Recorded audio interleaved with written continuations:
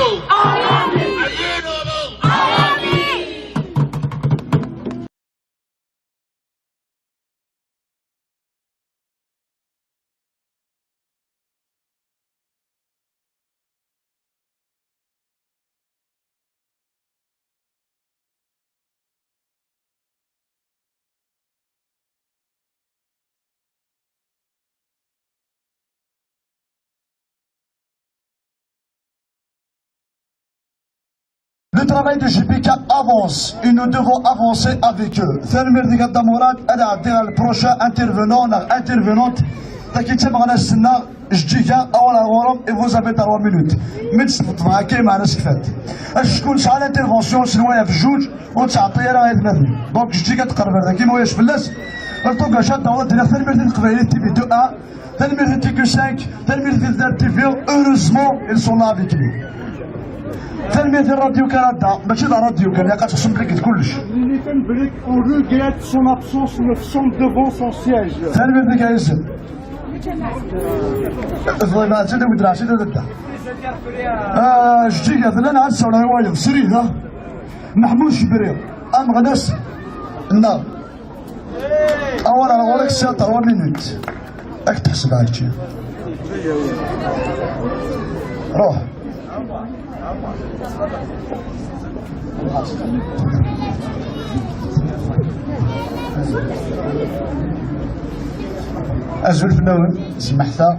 Donc aujourd'hui, nous remercions toutes les personnes qui ont répondu.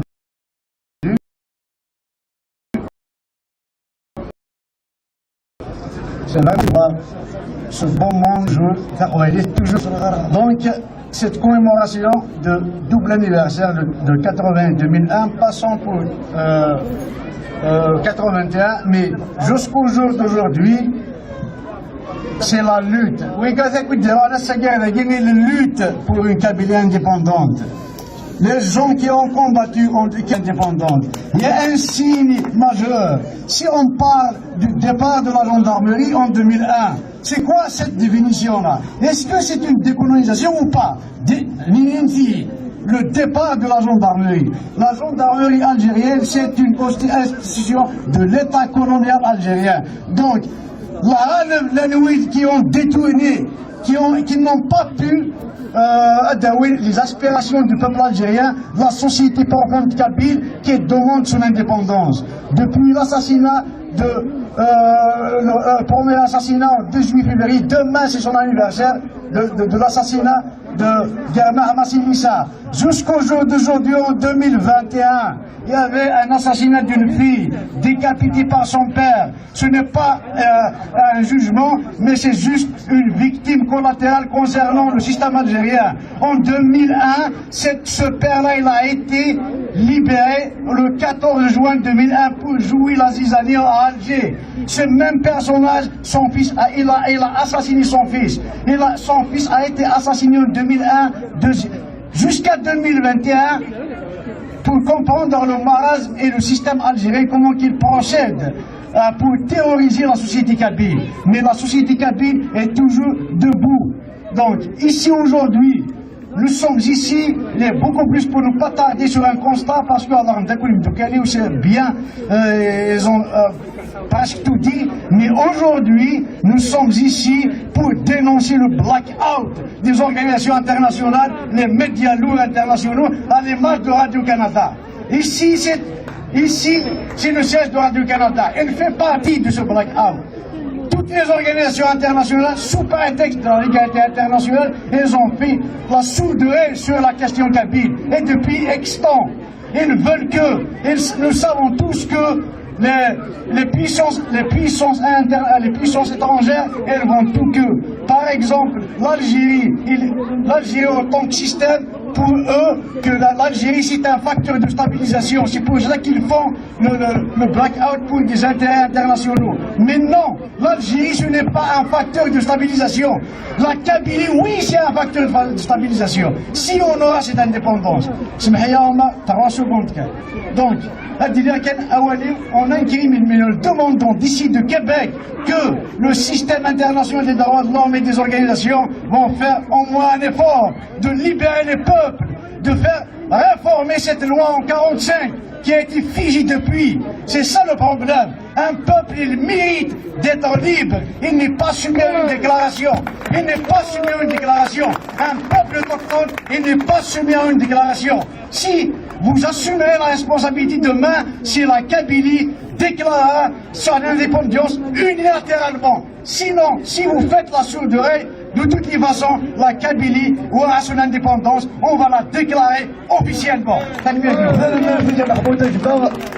والحضور كيف ماشي كنسول ثم ديك السلسله فراهي نتكون الحرمه ولد ديالي في غير لا كورديناسيون مازال نارمال لي انترفونون سين داك لنا سين لي زانفيتي لي كيبيكوا وقبل كان ما تصدق كثير غير السوترا غيولو ناصور تقبيليت دول اقل من القبائل سيد مزيج دوريك حميده قبائل سيد مزيج دوريك خمنا قبائل سيد مزيج اسامانسو اسامانيا وكيل هذا ذكر هذا ريد يسنا يفكت ثايات تبع ديما زغران بولاش ولاش تقرا غير ذاكي افضل بعد يونس كما في السحمايان انت ما ديواش سموش كما كي وثاي حي انت خدمت جديد وانا عترويه انت ما دين قبل هذا هذا رئيس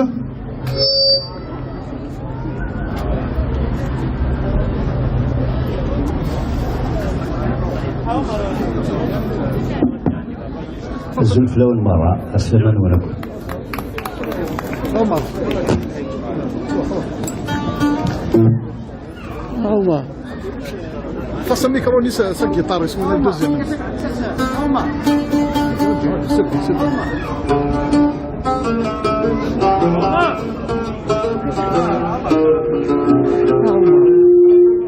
زازا ستيكي زازا ستيكي عن حمودة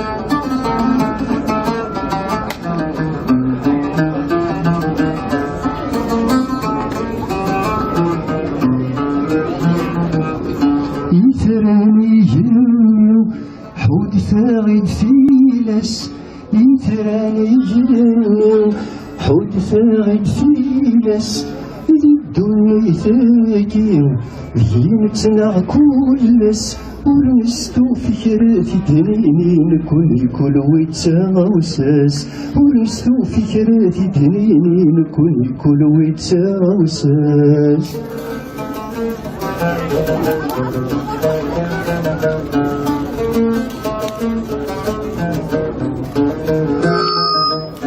الزمن يلا في زماننا الزمن يلا في زماننا يثل القلة ينغنثي لليم قرن العبد مقبض يقبغى يتروي تدمر ثليم قرن العبد مقبض يقبغى يتروي تدمر ثليم إثاني حود ثاغد فيلس الدنيا ثاكي ينتنع كلس ورنستو فكراتي دنيني كل ويتساوساس ورنستو فكراتي دنيني كل ويتساوساس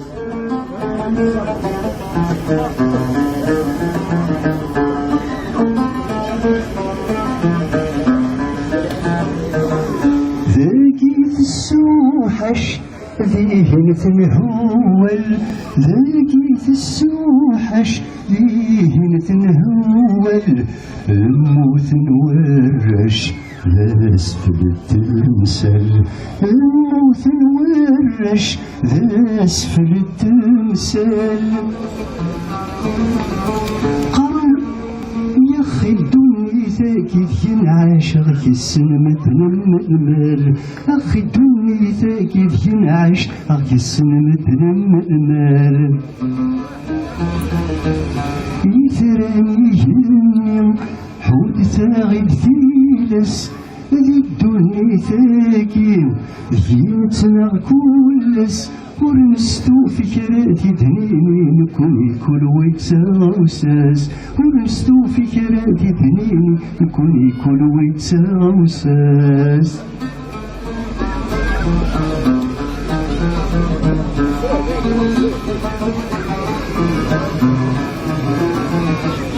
ذي سلمان يويس ثلاثة ذي سلمان يويس ثلاثة يكر جرسم ذا شي سنديفتا يكر جرسم ذا شي سنديفتا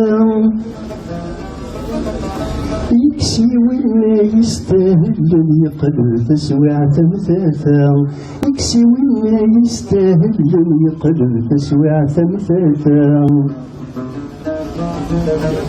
يثراني جني حود ثاغي تثيلس ذي الدنيا ثاكي يتنا كلس ورستو فكراتي دنيني نكوني كل ويتساوساس ورستو فكراتي دنيني نكوني كل ويتساوساس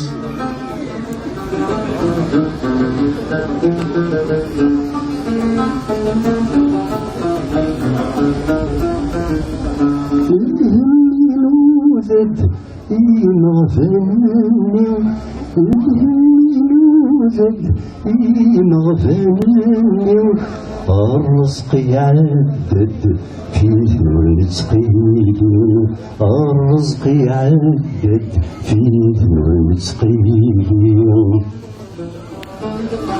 العبد ما يحوس في الشر يرخد ما يقدر كيدي توالي العبد ما يحوس في الشر يرخد ما يربحور كيدي توالي يثراني جني حود ثاغي بثيلس ذي الدنيا ثاكي يمتنا كلس ورستو فكراتي دنيني نكوني كل ويتساوساس ورستو فكراتي دنيني نكوني كل ويتساوساس فالناس نوال صحيح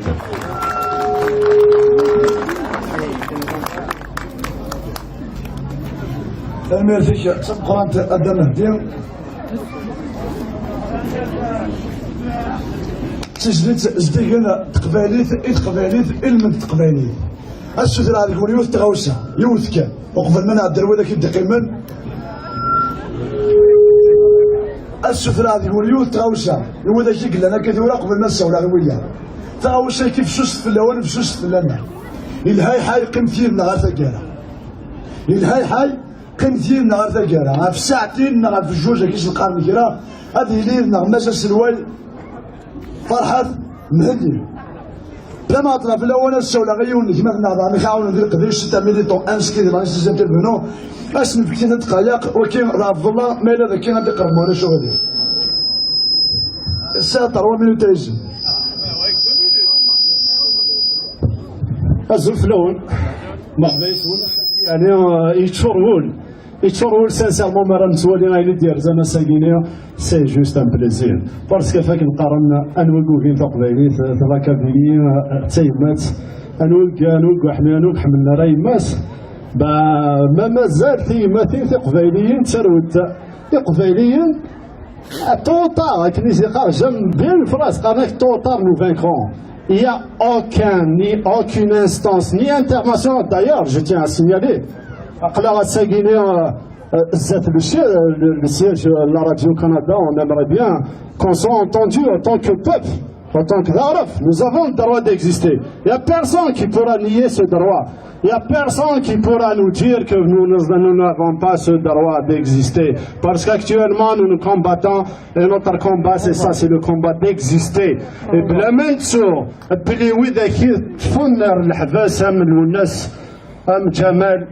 يعني كذو ذا كان في لنا même si صحيح وإلا مدوني صغير الحال باسكو نو سوم نتشربات ستاكيا فكتا ننتظر دارتي مثيلنا نكره البطل مما راه تصور ديونا من الناس حمزي اما نبغي توت اكسيون الساكنين دان كابي حلال وناس حمزي ما راهي كان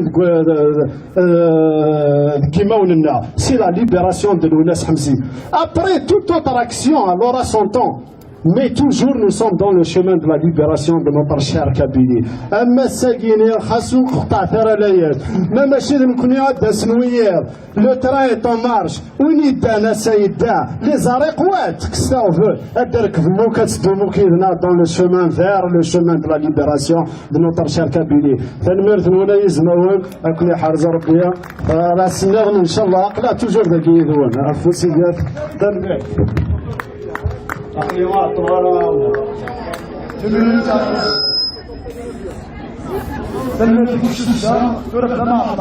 sur le rayon.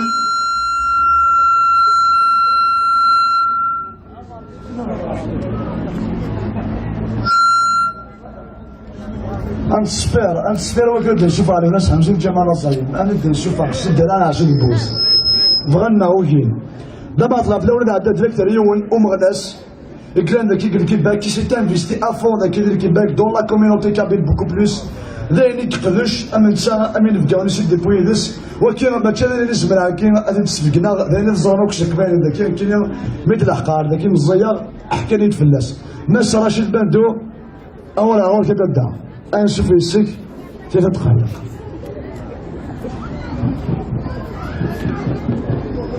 اميتي كيباك كابيلي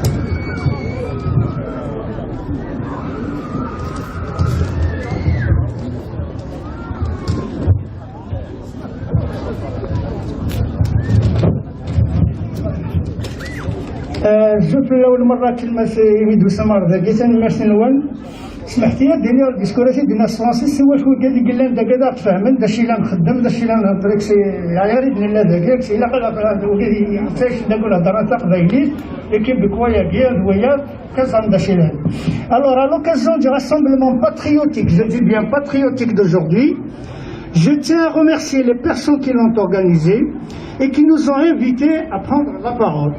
Je profite donc de ce temps de parole qui m'est attribué pour dénoncer fermement, en tant que président de l'association Amitié Québec-Kabylie et membre du conseil général de la Société Saint-Jean-Baptiste, où a eu lieu la première levée mondiale du drapeau kabyle, je tiens à dénoncer l'attitude condamnable et inadmissible du gouvernement dictatorial algérien dont les forces policières intimident, répriment, voire agressent méchamment des citoyens dont un bon nombre de militants et militantes du mouvement pour l'autodétermination de la Kabylie. Des militants qui ont osé exprimer et qui osent exprimer publiquement et pacifiquement leurs opinions politiques ou pour avoir brandi le drapeau kabyle. Ce pouvoir doit normalement libérer, sans condition aucune, toutes les personnes qui ont été injustement emprisonnées ou traduites en justice pour des raisons sans aucun doute injustifiables aux yeux de l'opinion internationale.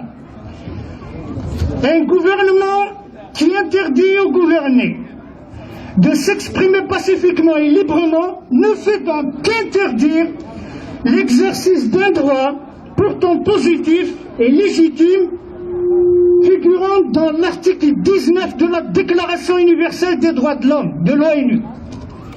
Chers concitoyens et concitoyennes présents à ce rassemblement, je pense que tous ces gouvernements des pays démocratiques où les droits de la personne sont normalement sacrés, ces pays qui n'ont pas osé, qui n'osent pas lever la voix pour dénoncer ce qui se passe en Algérie, pour des raisons qui leur sont propres, pour des raisons économiques et autres, doivent normalement savoir que le silence et l'absence face à la persécution que subissent les enfants de la Kabylie et ceux d'autres peuples dans le monde, ils font de ces gouvernements-là soit des complices, soit des coupables. Quant à l'indépendance, on ne la fait pas contre l'autre. Au contraire, on ne voudrait pas la faire contre l'Algérie ni qui que ce soit. On aimerait être indépendant pour être nous-mêmes et en bonne relation avec cet autre-là. La Kabylie doit être elle-même, le peuple public doit être elle-même. Il faut être soi-même pour être en bonne relation avec l'autre. Même l'Algérie est gagnante dans cette indépendance-là, dans cette Kabylie indépendante. Donc les deux sont gagnants, que ce soit la Kabylie ou l'Algérie. Alors, je termine mon discours. Alors avant de le terminer justement, je ne sais pas si vous avez vu l'entrevue que M. Daniel Turp a accordée à Taqbayli TV, TV, où il avait donné quelques conseils, etc. Et c'était des conseils très intéressants et qu'il a clairement clarifié en disant au peuple kabyle de ne jamais lâcher aux indépendantistes, de toujours rester debout et d'avancer, quels que soient les obstacles. Alors, vive la Kabylie libre, vive le Québec libre, et la marche en avant se poursuit.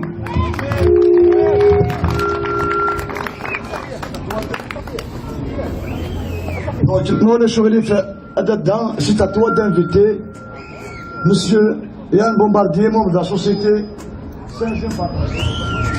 Alors, je me suis Monsieur Yvon Bombardier, de la communauté kabyle. Alors, c'est lui qui organise une activité annuelle, la mission de la paix sur le fleuve Saint-Laurent. Donc, il a un lien avec les autochtones. Et notre communauté a souvent participé, en ski chaque année, de ski et tout. Donc, il est en même temps membre du conseil général de la société Saint-Jean-Baptiste. C'est bon. Attendez.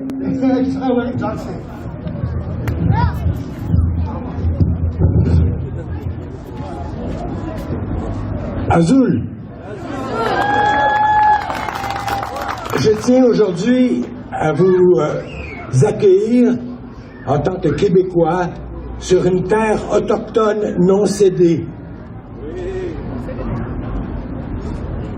Ce que nous avons appris des Autochtones au Québec, c'est le lien qu'ils ont avec la mère terre et comment les femmes sont précieuses pour faire perpétuer le rêve et que la langue maternelle, celle dans laquelle nos mères rêvent d'une liberté pour leurs enfants, notre langue nous lie à la terre et nous rappelle nos racines. Et nos racines sont... A similar number of police actually.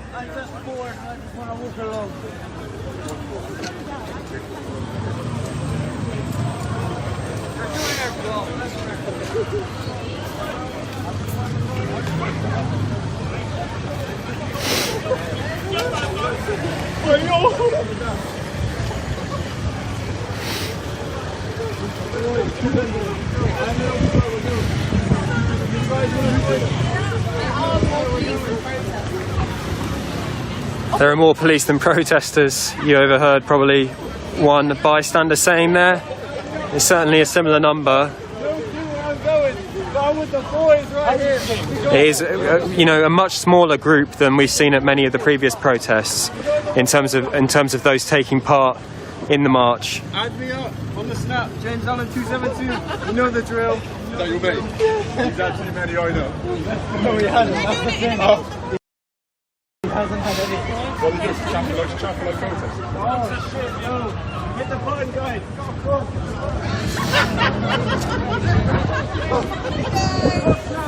Hey, come on, guys. Yeah. Why would you do that to yourself?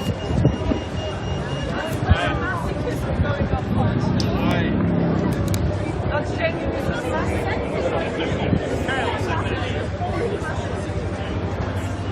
So calm.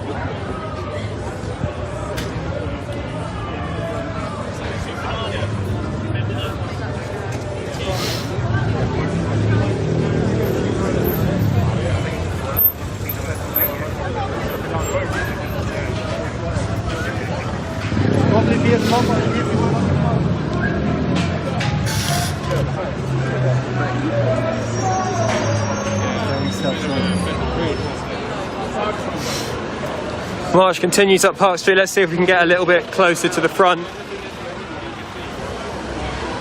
I just heard one protester say they might be heading towards the BBC headquarters. Of course, that's on White Ladies Road. There was a previous protest over the last week or two which did see Kill the Bill protesters go to the BBC HQ in Bristol in protest at media coverage of the protests.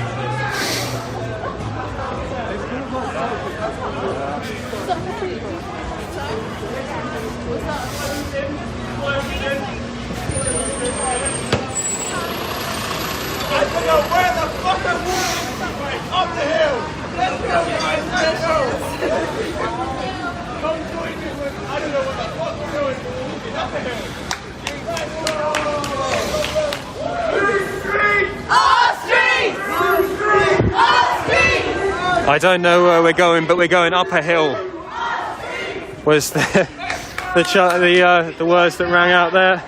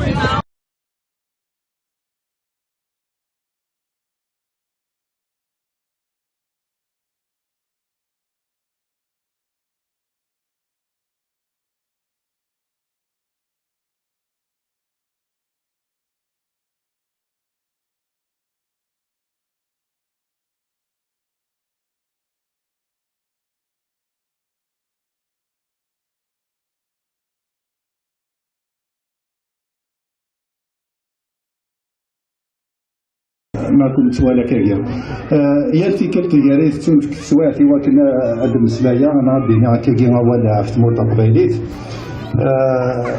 قرض ثموت قبيليت إلها خاصة شنو شو ترى شو قرض ثم تقبلي تشوفوا في اللون في اللون كاد نسير كل يوم ودي تزال ناس تشوفوا في اللي بغانا نشرحنا في ذنب البودي يموتن وكاين إلا قالنا أتنزر خاطر أطاس يبغانا زمزمنا إذا من قبل مزيلنا يوزلين دي 2001 اليوم فرنسا النظام سيارة تدرنو سيار ذاكي مسد هو هذا كاين لي زايسيان سان لا ميزون ايتي لي ايطاليان سان البنكه سماناس البنكه ايطاليان ثمورتينا السايا ذاكي مو كندا الا كان غانا الحاجه سقرونا في موراياكي وكذا كيغرف على الكيمياء وتسيمورا سان اركولين لي زيطا سان كتاموت ونا الكل كيمون نتنسن نكوني ذاياكي يخصن في السافلة بورغانيزاسيون فيلا نتمليلين نقدش نتزال تخصر تموت إوا كنا نسوى إنا كسانا الكل يوم هويا درنو غوا النظام وكين نكوني سلوق بايل نلوغ في الإنجليز نلوغ في الكريتيان نلوغ في تنسلمت نلوغ في الجوامع نلوغ ميال الالماني دونك فرنسا ميال الالماني اللغه ولا شوف يذوق اللغه ولا شو نديروا اللغه في الجزائر جورانا اللغه في الجزائر فقرات واخدها إيه ثورة يمكن ما نغدي يقولوا من اللغة لا من اللغة في تمور تقبيل ذواقي مدنو كل يوم يتصوت ثاني قاروت أتنا في الناس أتدناوي أنج ثمور في ولادي كرني وكنا تسبدل ثاني مية ثنوان أرتي مليليف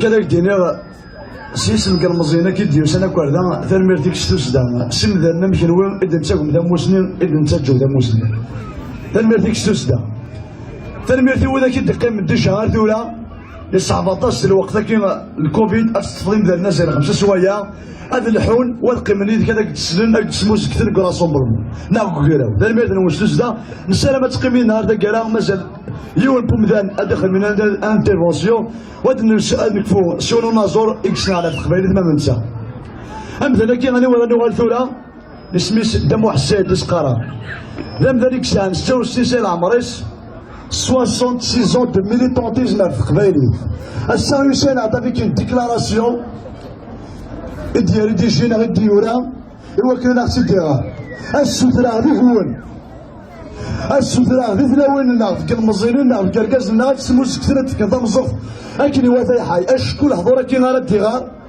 الحضور يكوزنن إلي لو ريسبونسابل ديبلوماتيك دو جيبيكا أو كندا دمو حسين لو ريسبونسابل دي ريلاسيون ديبلوماتيك أو كندا أهو يا ورك دمو حسين ثاني فيك سوزان يشد يعني في غيرنا أرسل يعني ذو مش شكر مليون تلك ثاني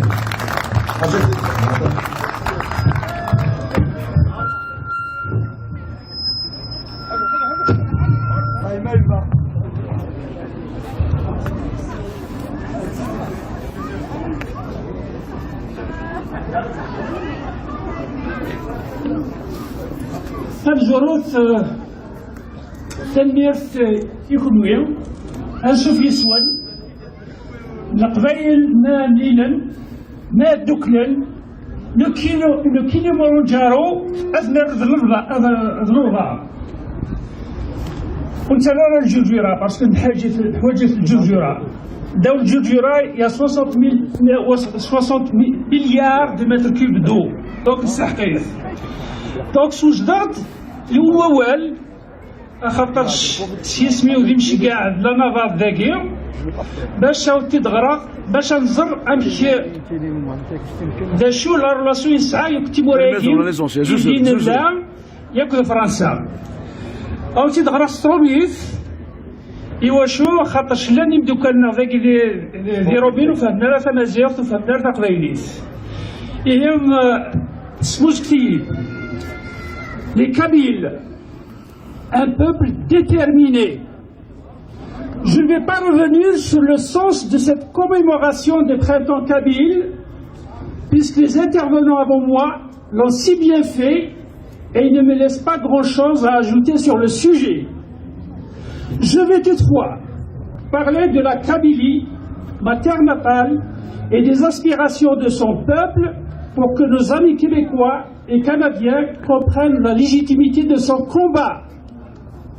Avant de le faire, permettez-moi, au nom du président du gouvernement provisoire kabyle en exil à Paris, d'adresser à nos honorables invités québécois et canadiens mes salutations les plus cordiales et je leur dis merci de participer à notre rassemblement. C'est aussi une opportunité pour vous, je parle des Québécois et des Canadiens, de faire la connaissance de la communauté canadienne d'origine kabyle, que les médias ont tendance à assimiler à tort au peuple d'origine arabo-musulmane. Le peuple kabyle se trouve en Afrique du Nord et sa population appartient à la grande famille Amazigh, ce qui veut dire homme libre, qui occupe un vaste territoire s'étendant du nord-ouest des îles Canaries jusqu'à l'oasis de Siwa à l'est et au sud jusqu'au nord du Burkina Faso. J'ai noté dans la déclaration politique lue par une intervenante la conclusion pleine de sagesse et de pertinence que je me permets de reprendre dans mon propos. La Kabylie constitue le prolongement du monde civilisé, laïque, moderne et respectueux des droits de la personne. Elle s'érige en bouclier qui protège la démocratie dans une région du monde très affectée par la barbarie religieuse, l'obscurantisme et la régression de l'humanité. Ignorer ce constat et refuser de voir la réalité que la Kabylie vous expose met vos peuples en danger et vous en porterez l'entière responsabilité face à l'histoire.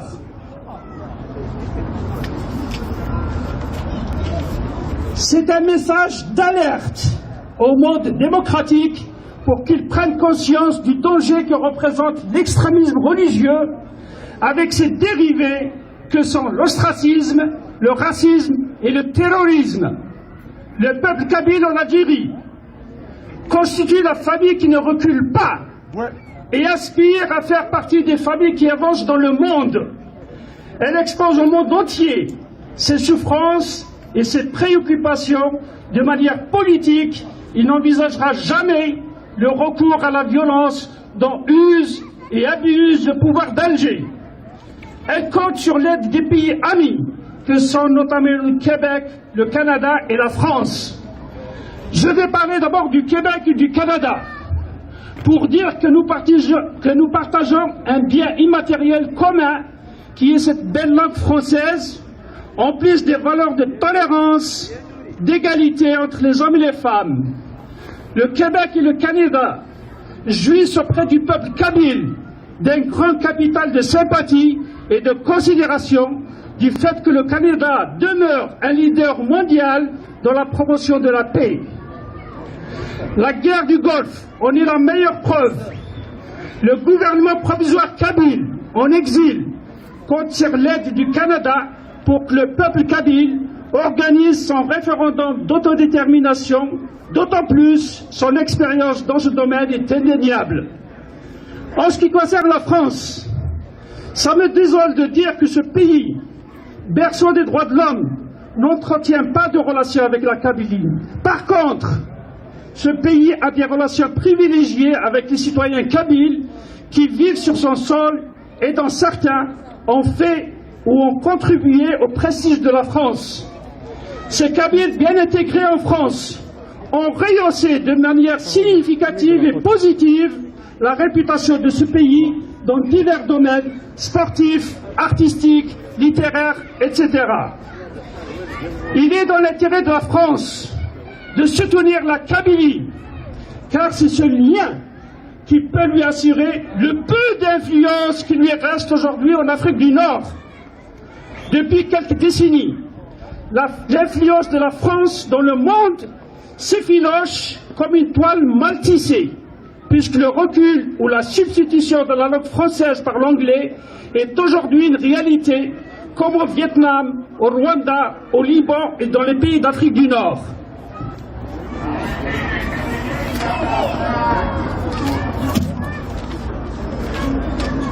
Il ne faut pas prendre pour acquis que la Kabylie vient indéfiniment favoriser la langue et la culture française si la France officielle continue d'ignorer le poids politique et démographique de la population kabyle dans l'Hexagone ou ailleurs. Par la voix du président du GPK, la Kabylie est disposée à intégrer l'organisation de la francophonie pour y jouer un rôle majeur afin qu'elle devienne la francophonie des peuples et non une organisation dans laquelle siègent certains représentants d'États mal élus ou peu souciés des intérêts de leur peuple. Il faut pour cela assainir le contentieux historique avec la Kabylie en l'aidant à organiser un référendum d'autodétermination pour le recouvrement de sa liberté perdue justement contre la France en 1857. L'annexion de la Kabylie aux anciens territoires français a été un acte historique illégal qu'il faut absolument corriger pour entrevoir une perspective heureuse et mutuellement avantageuse pour les peuples français et kabyles. Voilà en gros ce que j'ai voulu ajouter aux différentes interventions faites par mes compagnons et je vous remercie de votre attention. Je termine mon intervention par cette belle sentence du président du MAC GPK. Notre vengeance sera notre indépendance. Vive la Kabylie libre et indépendante. Gloire à nos 128 jeunes tués en 2001 aux milliers d'handicapés. Merci.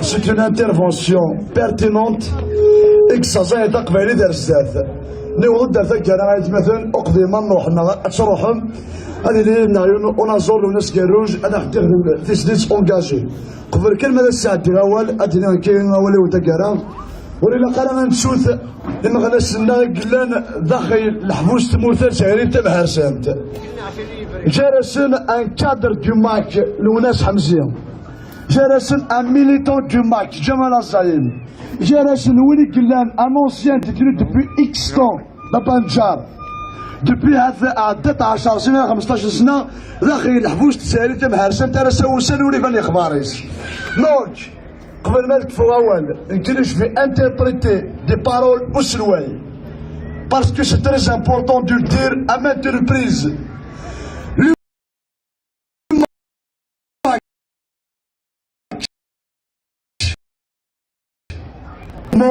qui veut casser la qui veut uniquement indépendantiste, n'est pas un coron séparatiste. Bien au contraire, nous sommes des libérateurs.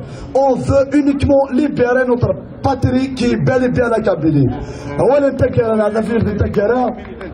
Nous ne voulons pas séparer l'Algérie. Il ne concerne plus libre et indépendant.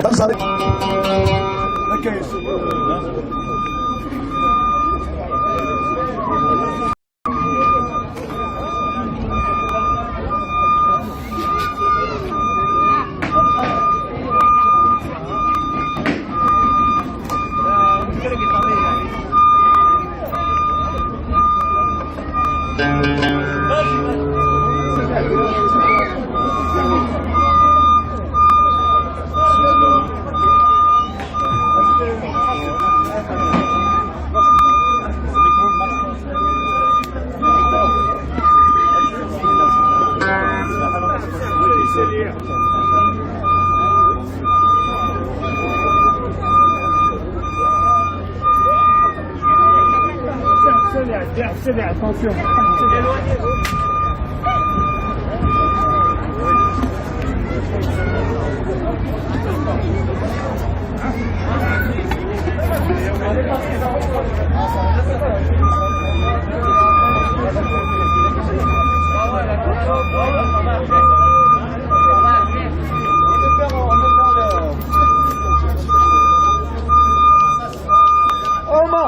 Oma!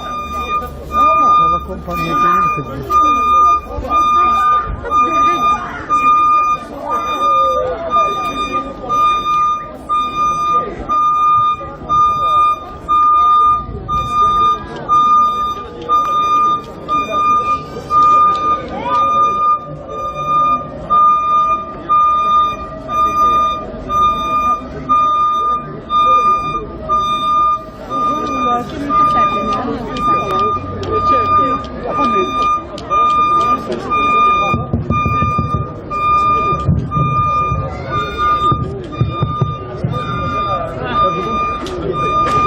هذا مثلا هذا يستمر سمحتها تمثل تجي تمشطف مثلا تراكتور قد فغني سياقي جيت على الدير يودي لان ذاكي يودي تولي في قبايل وقد تشجع ذا جايري ذا جايري ذا قداش داش ياك الانسان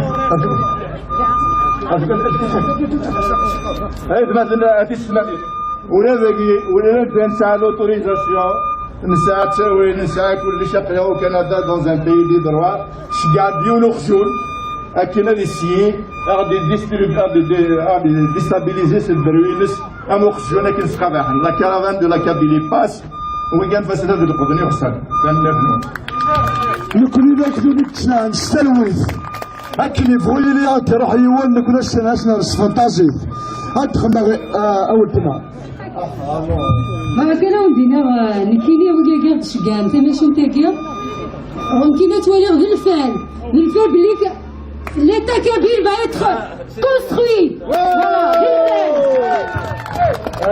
Quoi qu'il en soit, Raphaël Louis, نسماري شوال إيه هوايانا ذا غرف ذا كذوب تيمونو تيدمور تقبايلي أنا ولا رناصور نغنكمل أنا ولا نوصل نغنكمل نكريد القوم تلويث دوني ان فير دو on échange ta notre la vraie grandeur consiste à rendre le plat pour le mal Gandhi ترمي فيك أيق جون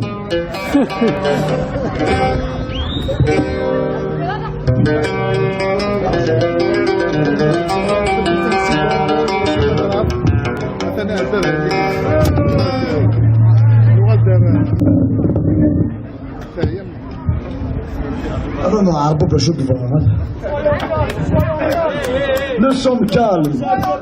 Écoute. Nous sommes calmes. أنك مثال والتنعك المغناس والفك مثال ول.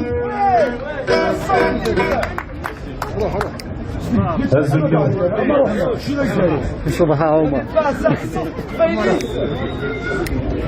أنا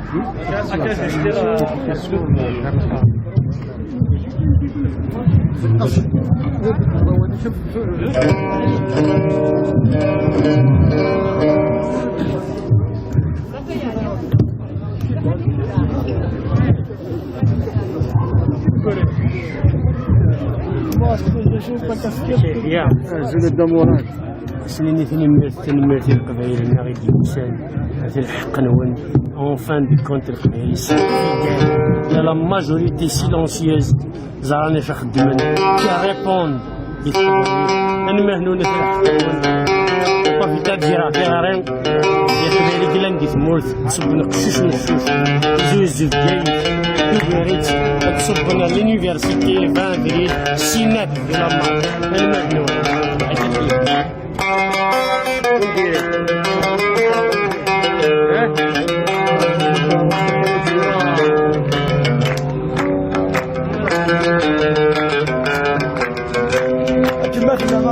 خليدي فوزيو فوزغولين والدغا تكسمي مولانيو تفحملك والسلمى المحنة الجمعي غسيو وقبل تكسي موتيو هين يكون يشبه وليو السيسي وفيد ضما السيسي وفيد ضما اسبير غاد السنسراو العيدان ضد غروان انا ساغكون غفراو اي مولانا عزيزان يلتفت مال بدا خاص تمشيك تمرونا هادشي دود نسي روحا هاد مليل ندوي النوان هاد مليل ندوي النوان سيكتب ما يتوقل اني ما ديرو في الليل الطوفي والحلال والسكن ما يدمك فيه هذا سس خضر شغل هذا سن يعرق وروال في كرامة يعقل فدر فات عجل غوري فدر فات عجل غوري هيك وذا سيرن تركتي والظلام يدري الزمان يسم يفكاي الحاسد الوفا ثبر في الحزن يتزم كل اسطورك ثبت وشم ثورة في الدنيا في الصدم كل عمار ثم مركان طول عمري ثمار كان طول عمري ثمار كان خلينا نحكي بسيرنا البرنسي بلاد ديالو ضايله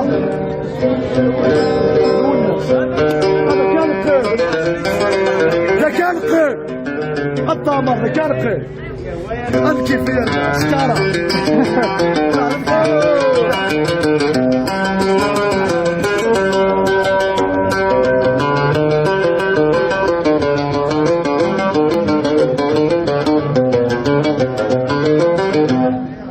ثلاينا يمنان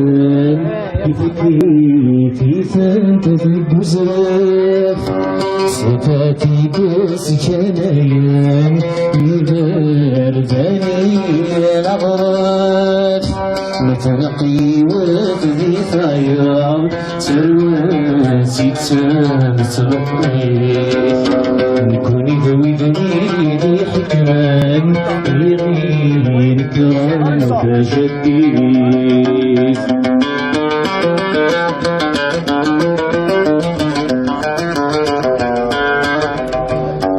شري صغار ينفعرف يراك والغروم ذاكواز نصرف حمدين تقبيليت والنوان غرنا غيد تصاز هادشي فنوين كفرنان فتسانا يلزين كذو صغار يولد نكونين تساكن الدار يانا غاك نتصور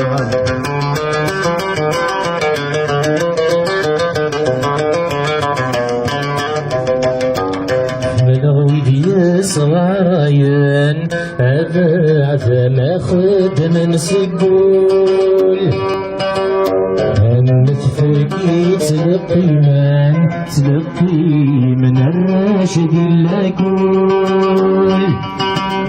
القرايات وشد المقدار في السوق ودين السلاوان نادي ثمرثن سنة خصار عيد السفوغ بزريدة نادي ثمرثن سنة خصار عيد السفوغ بزريدة يا وهواها تجال رحنا غير جازن ونكال يا وهواها تجال رحنا غير جازن ونكال Vive la liberté.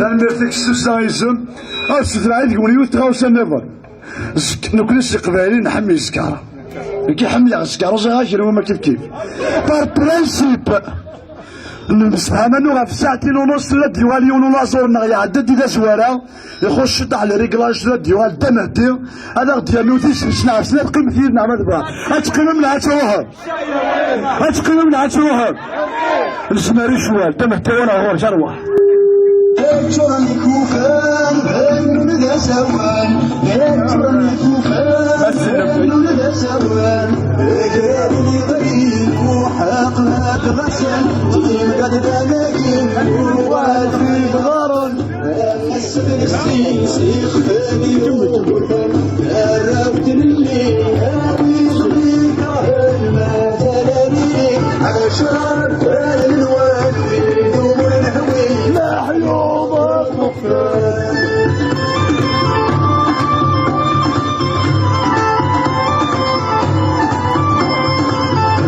وسندوا عربان سال عسكر الصفوف وسندوا عربان سال عسكر الصفوف ما الدين غد القيم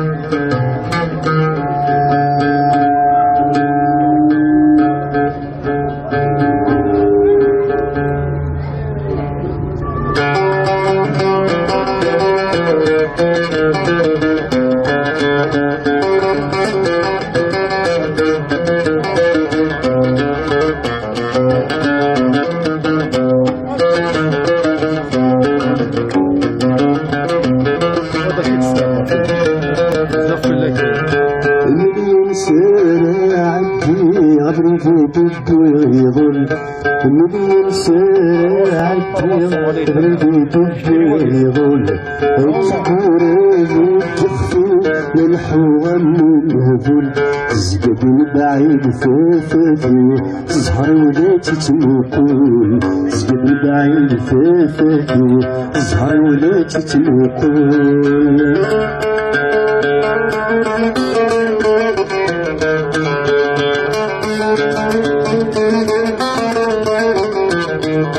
سعيد الزهر يهمشو يسروي في الوفا سعيد الزهر يظهر فقي السروي في الوفا ضيق الناجي ضمضيق العمر سلي في الدورة ضيق الناجي ضمضيق العمر سلي في الدورة يتغني يتسوق ويخدم ويستوفى ما بغي غادي الزهور يتفق ما في بغي يسلو فندا ويتغنور ويتسوق ويخدم ويستوفى ما بغي غادي الزهور يتفق ما في بغي يسلو فندا مليون ساعة غريبة بالبيضة الكبورة تخفي للحوام والنزول تزقد بعيد فاتي الزهر ولا تتنقل تزقد بعيد فاتي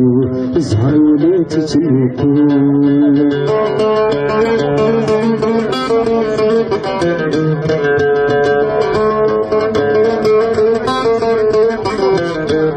متروي في عيون والثغر استحصل متروي في عيون والثغر استحصل محل الفر وفي الفن خصني غريب تميل من حق محل الفر وفي الفن خصني غريب تميل من هو الثغري ثمار صايم سلام يخفي من دل كنس خذنا لا تشكل تسمي قليل من هالخبر هما فاهم سلام يخفي من دل كنس خذنا لا تشكل تسمي قليل مليون ساعة غريبي دبر يضل الكبورة تخفي للحوام الهبل تزقد بعيد فاتي الزهر ولا تتنقل تزقد بعيد فاتي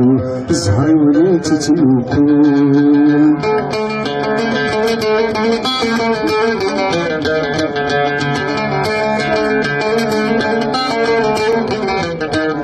نكرت فينا وشوف إذا معواجينا البصير نكرت فينا وشوف إذا معواجينا البصير ونبعادي كي تشوف فين ديري الغير ونبعادي كي تشوف فين ديري الغير ونتزين يستغف عرف الاسم سهريه كهما في حك من سلمت طرف قسم يقس في الدب ونستزين يستغف عرف الاسم سهريه كهما في حك من سلمت طرف قسم يقس في الدب مليون ساعة غريبي دبر يظل مليون ساعة غريبي دبر يظل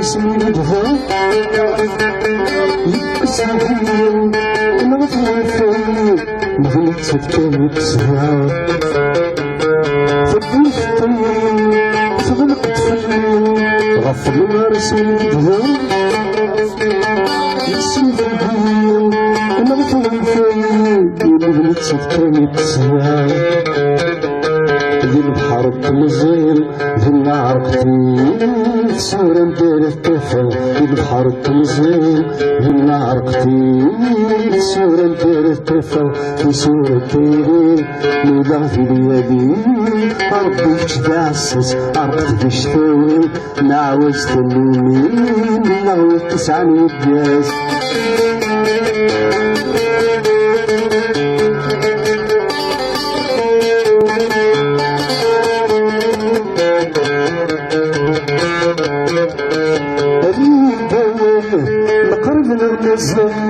عيط فيه يمكن يتبين بالخير وطلم الغرب والفرز في بالي مقرب الغمزل عيط فيه يمكن يتبين بالخير وطلم الغرب والفرز في بالي يظهر في الحال يظهر يسمى يرقد في الجبن يظهر في الحال يظهر يسمى يرقد في الجبن تسير الدين نوضع في اليمين ربي تدعسس عرقت بشتين نعوز تنومين نعوز تسعني الجاز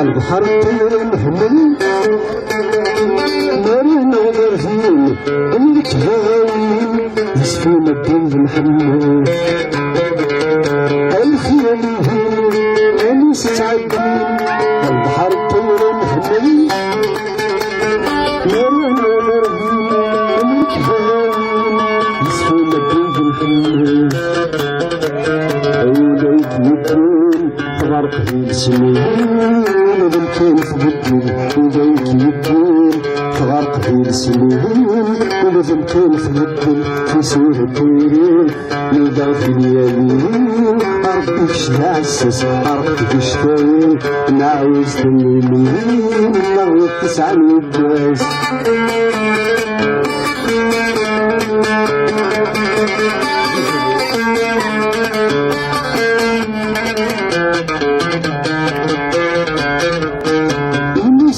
يا تسويق مهدي تسبنس مالك ثاني أي تحفي ولا يشغلك همس المسيحي يا تسويق مهدي تسبنس مالك ثاني أي تحفي ولا يشغلك همس وسط الحنين وهي تشقي وسط الحنين وهي تشقي ذي الوعد لربي ذي النور مجمعيس وسط الحنين وهي تشقي ذي الوعد لربي ذي النور مجمعيس في سورة طيرين نوضع في اليدين ربي شدعسس عرقت بشتين نعوز تنومين نعوز تسعني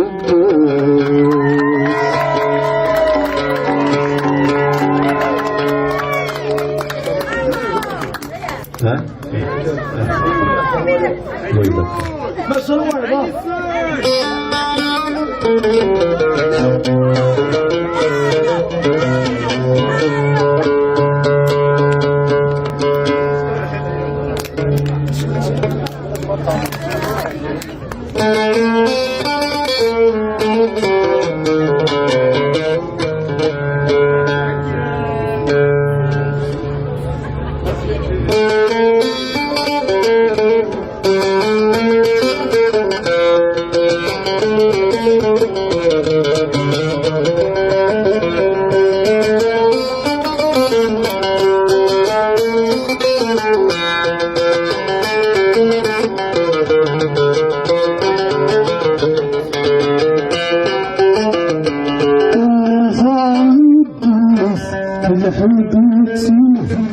وقد غير خطرات البلاصية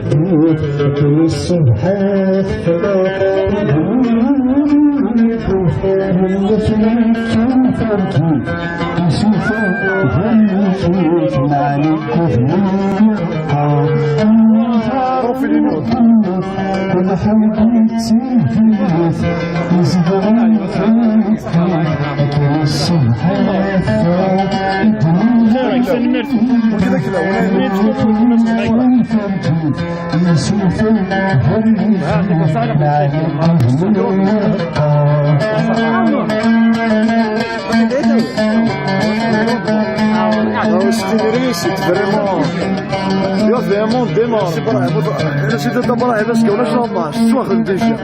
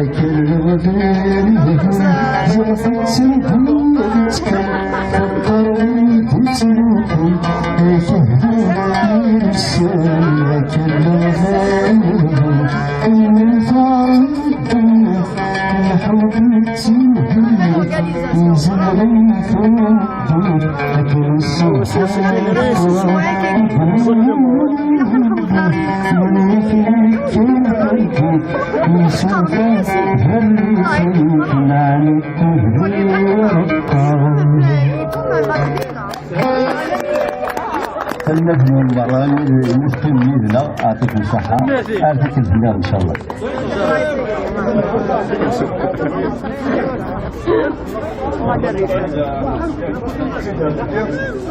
الاسونسيال ما كيقاود تساوي مازال القيمه مازال القيمه تدفاك هادي فاك تعمر شويه واليس تعمرك في 4 minutes après pas de jour on attend يونو نازورنا c'est un jeune capitaine ذاك كندا يوسف السلكي باك السلكي باش يمارشي لنا سوسوا يعطيك اليوم ذم ثاني ساعة 20 ans يخدم في القبائل ديالو خدمنا له ذاك يجيو هذاك العمار انا غدي شنو يوم تزيد انا la protection, la créativité du jeune cabine au Canada au Québec de façon particulière. دعم ولا أورك شنو دقائق يعني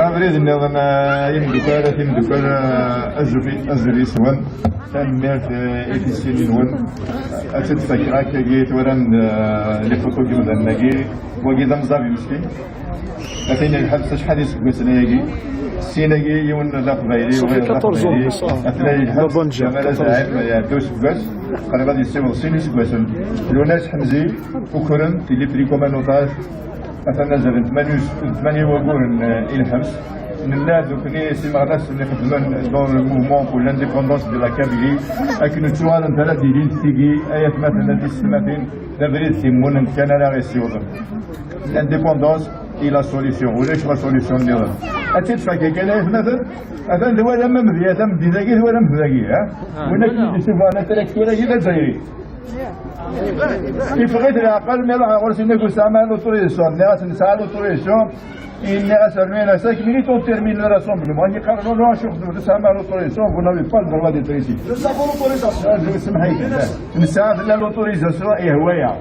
هذا اللي صفات التراكتور اللي جا فيه لا شي كيخدم يسكاي ها اللي قلت له لورجونس هذا الخدمه يسموني اذا ما يستخدمني الخدمه هذا نو تراكتور نسوي هذا نص لا كاميرا هذا نو اللي يسوى يسوى هذه دوق جوني اكن هذه السي اربي سكسن ايت مثلا هذه السنه دينا تتفكى لا نولي دي سكسن زقلي لا فاش نخدم ماشي لا بونك كابيل اكا انا سمانات ثلاث سمانات اديري لا بونك كابيل سي اون كاس ام لا كاس ديجا داكادي ويلي بغا نو بليز انفورماسيون دارونا مكان 2018 yahoo.com او في انفورماسيون الا وين سانا بروغرام ديديكاسيون يوجد لي كونتينيرا مال يونيفرسيتي ايت مثلا بوش الفوش او نيا ثاني الميرسيدس نول اساكي داز بوش مكتي اسدخل البولا ولا اسمع إلا نحبس ونحبس على ما فهم أرمى كنت مول تقبيلين تنمرتنا ولكن يدسام تنمرتنا أكيد بوكلي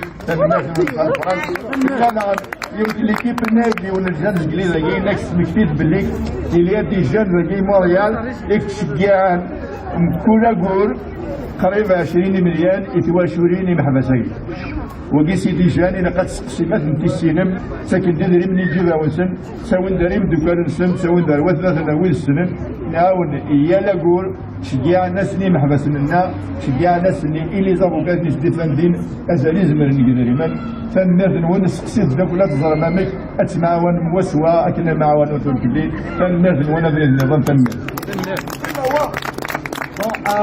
الزلف لون ترمت مودي دارن يتوري انتقل على ما كان امريك دي نور جبيط البريخ ويدك اثبتنا اكتوال حبسن اكتوال موالين الحبس اقرا نتسلسل الصباح تمديد خاصة كان بعد في اللسن خاصة كان يبعد يبعد الكورنا في اللسن لا شو كان ولا هنا ثاني يسن اكيد سنين نو اكيد سنين قيم اكيد سنين بد بدون ديدنا اسكي بد الحلال بدي يسن تسمع ايفريمن الصباح تمديد نشقعت يتوشوا ينسن اقرا يسن الصباح تمديد دونك مالك راه ويدك يبغانا اثن نعاونن يا با بروبليم اقرا دابي هذا الشجاع السري اي النظام تقمد يكري ديلان اسكار كاس الحد اللي تمدين باري بيان سور لا فرنسا دو لا ريبوبليك ما كان بعد اديسيون ارتيكلياكي تقيمة تشري 20 فبراير اديلان اديلين اسن ثلاثة يثمر تقبيليت الى قد اتمثلنا يثمر تقبيليت اتبثنوك غير هو اتمثلنا يقدشن يواش تاكي يرماك انا فاب فيف لا كابيلي ليبر اي انديبوندونت وتنمير تنوال La dernière surprise, قالنا أفلج إثاقيرا وكي سيت ان جون âgé de 20 ans. Il a écrit plusieurs chansons تساوي كان استكسني وكانت تشوفها في قبالي أفضل بعد يوليو تغوصة اسموزك تمكني وهذا يحي أجمل الناس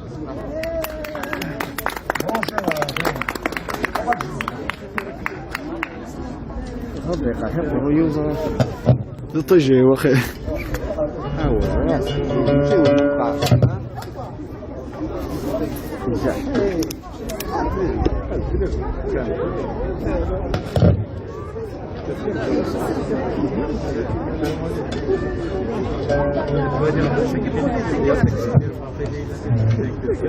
الزلف الأول السولة العميان الزلف الأول هي تزورة ودينار ثنمرتك سوقات ديوسان ثنمرت سوقات ديوسان راحين وقال مجالسا ثنمرت المستوس دا ثنمرت دم هذه نير سعد منظور تجي الخطر من مرة سوقات بيان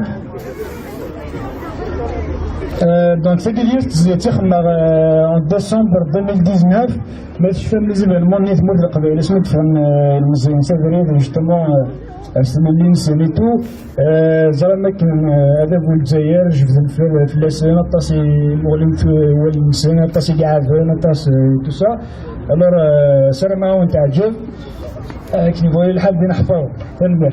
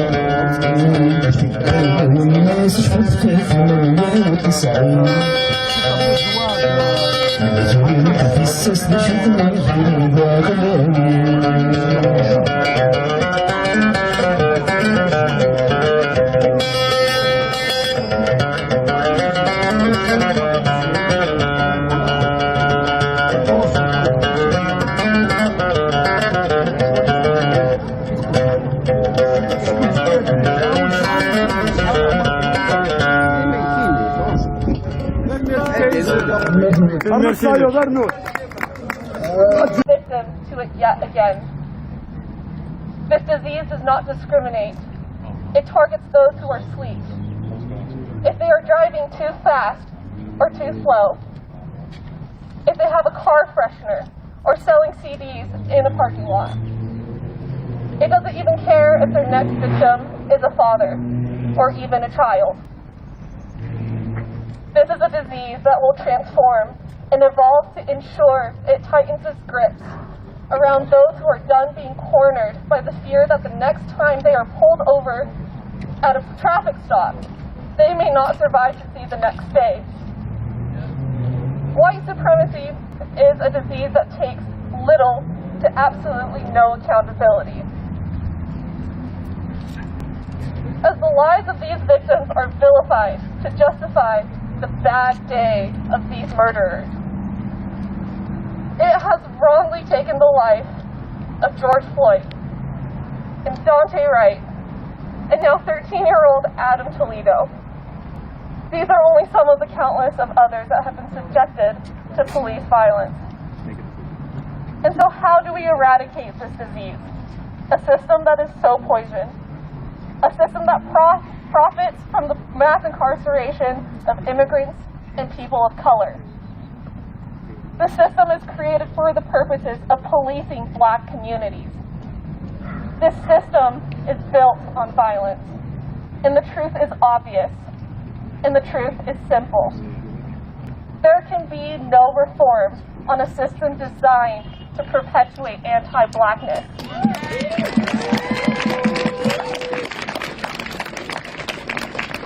Without defunding and demilitarizing the police, how will we take back the power that has been abused for so long? I stand here as part of the Japanese American and AAPI community, and it is important to recognize that our liberation depends on Black liberation. We must uplift the voices and the needs of the Black community. And I have been disappointed by the silence from the AAPI community recently. So I implore those of you who are here today to stay involved. Encourage those around you and your community to speak up. We must continue to fight for them as they have always done for us. And we must continue to say their names and demand for justice as they have always done for us. And I'm going to keep this short, but I'd like to end this with yes, that Black lives matter. Yep. But they don't just matter. Black lives deserve to live without fear. Without the fear of brutality. Without the fear of terror. Black youths matter, and Black futures matter. And this is a truth that our country must accept now. Thank you.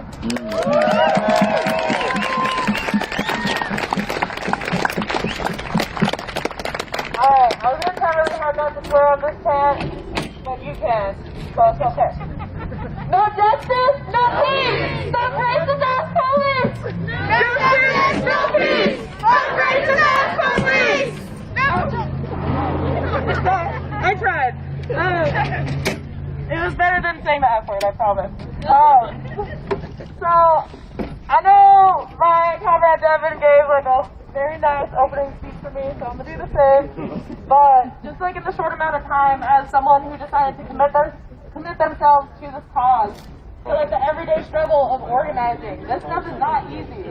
We've seen him as an organizer as well as several of our organizers here grow and blossom and become dedicated to a struggle that is so hard to like always put into every single day because the pain, the mental health, the physical labor that you have to put yourself there to be here, just to even host a rally is hard. To talk about things that make you relive memories is hard. And so I want everyone to give a hand for someone who's grown from this and has become an amazing speaker. So everyone give it up for Devin. Thank you, thank you. No justice! No peace! No justice! No peace! Alright. Good to see all y'all after last summer, that historic uprising that we all participated in. We learned a lot from that last summer. We came together and we made history, but it seems like not a lot has changed. I think it's just really important to recognize how we have changed, though, and how our understanding of these problems has changed, especially in the last couple years. I want to cover a couple questions that I think are central to all of our minds, this problem, and how we move forward this summer and in the future. The first is, what type of problem is this? How is racism endemic to the larger system of capitalism? And what do we do about it? So, I'm going to just jump right in. What kind of problem is this? There's a couple different ways to look at it, right? You can look at this as an individual problem of attitudes, just people with the bad attitude, the bad apples narrative, right? Or a systemic problem of power, and a question of who holds power and who needs to take that power. We get fed this narrative a lot, that it's just a few bad apples throughout our departments, right? That if we could just separate the bad apples from our police departments, everything would be fine. If that was the case, if we look at the example of Dante Wright after the murder by Kim Potter, her police department, how did they respond? They raised a blue line flag outside of their office, right? To me, that's a really clear sign. They're telling us that there are no bad apples. They are telling us that they think and they move collectively, right? They're standing behind this behavior together as a department, not just as an individual at all. Another example, obviously, this is all happening against the backdrop of the Derek Chauvin trial, right? I don't know how many of you are watching that disgusting ass fucking charade that's going on, and I'm not even saying you should be watching it or not. But at the beginning of this trial, I really couldn't believe it. The defense attorney for Derek Chauvin gets up, and he actually says this to us. He tells us this. He says, for those 9 minutes and 29 seconds that Derek Chauvin had his knee on George Floyd's neck, he was doing his job. He was doing the work of policing. He was doing what he was trained to do. He told us this. He told us this himself. That shit blew my mind. I don't think he understood how true that statement was. I think we should believe him. When he tells us this is straight from the horse's mouth. I genuinely think we should believe him. But we don't have to. A quick look at Derek Chauvin's history makes this really plain for anybody that can read. Derek Chauvin, before the murder of George Floyd, was involved in the killing of 4 other people. He was involved in he has 6 incidents of kneeling on a person to restrain them before George Floyd. And in total, he has 26 counts of so-called misconduct in his police record. This is a pattern. And not only is this a pattern, this is a pattern that the state clearly does not want to rectify or change in any way. How can this be a problem of bad apples when the police departments, the legal system, the corporate media, and the state overall uphold this behavior and do everything they can to excuse it and defend it, right? The second question, I'm just going to move right into it. How is racism endemic to the system of capitalism? I think we've been hearing this a lot. You know, we hear about racial capitalism, and in the last couple years especially, we're starting to hear that capitalism is in crisis. You know, we're in end-stage capitalism. This shit's crumbling. There's a lot of discussion on that in the mainstream, which is great. But I think we need to understand what capitalism is. Obviously, capitalism is an economic system, right? But the economic realities of capitalism on their own are so absurd and so backward that 99% of people would never go along with it at all if all capitalism was those economic realities laid bare in front of us. Therefore, capitalism necessitates a certain type of political system, but more importantly, a system of beliefs. And this system of beliefs serves to uphold the horrors that we all experience every day that are going on, that are endemic and necessary to keep the capitalist system functioning, right?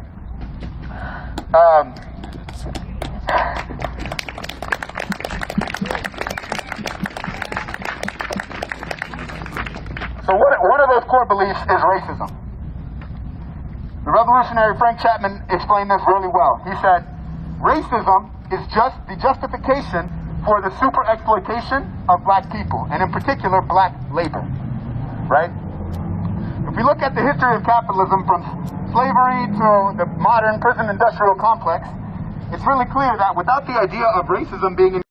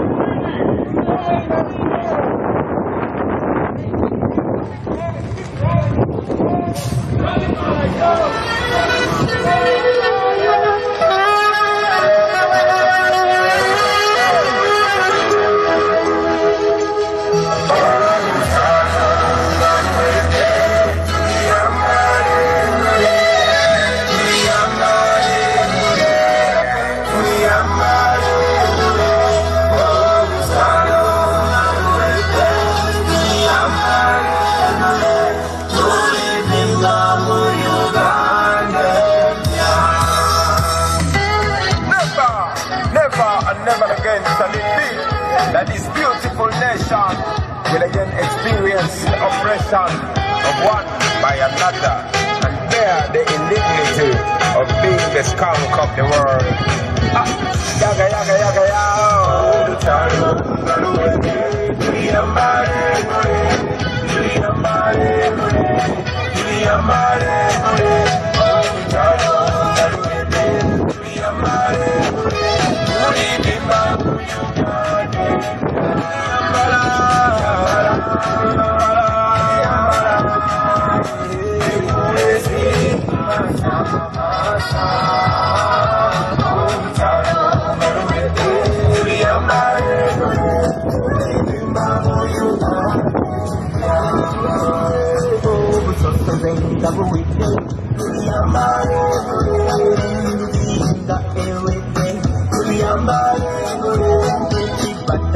That's